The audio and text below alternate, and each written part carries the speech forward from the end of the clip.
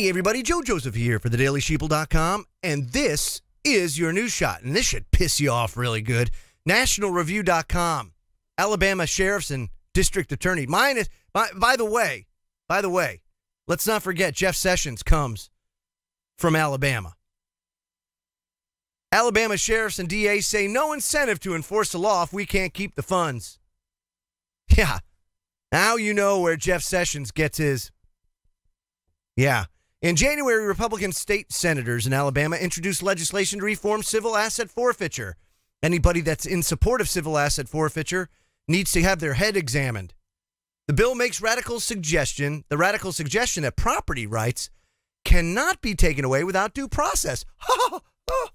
Under current practice, property can be seized without charge, let alone conviction, and the defendant needs to prove the innocence of his property at great cost to get it back.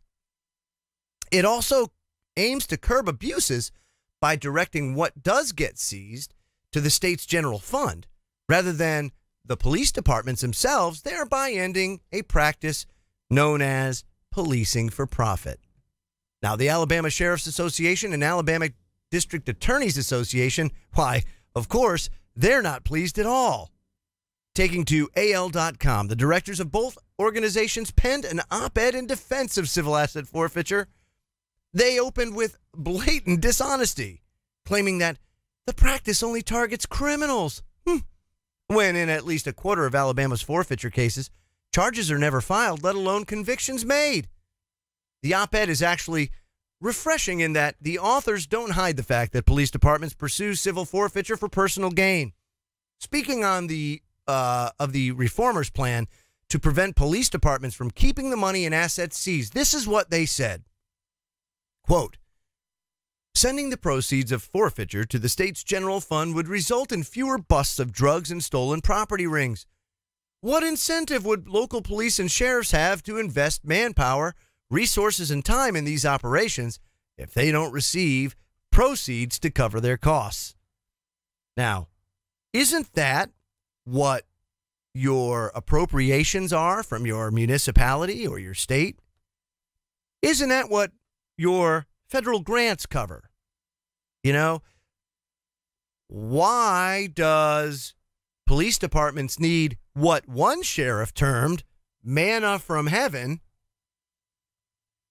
And it's quite simple, because it allows them to buy the things that they don't get when they submit their budgets during the course of the preceding fiscal year. That is exactly why they like civil asset forfeiture, because it allows them to get their toys that city councils, state governments find excessive. Now, it concludes, it says, isn't it the job of law enforcement to enforce the law? Isn't that why they get paid? Given that many violent crimes happen in the absence of property on the scene to seize, does this mean that Alabama's law enforcement has no incentive to spend resources fighting them? It's a very valid question.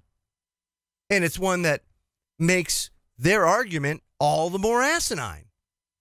Because, my friends, civil asset forfeiture is 100,000 million billion % unlawful.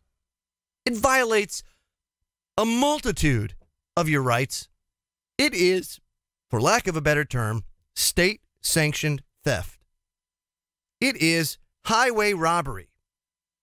It is no different than mercenaries that roamed the high seas in the 17th and 18th centuries with their letters of marque.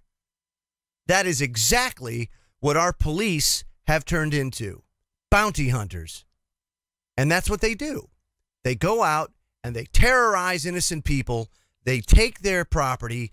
And then those innocent people, because, again, no charges filed, no crime, they have to spend thousands upon thousands of dollars to get their property back. In total, probably more than their property's worth. And so, because it's basically a loss on their part, they don't fight it. This is America, my friends. The land of the free, the home of the brave. How free are we? I'm Joe Joseph. This was thedailysheeple.com's news shot. Feel free to comment below and visit our website at thedailysheeple.com. Hashtag wake the flock up. Have a great day.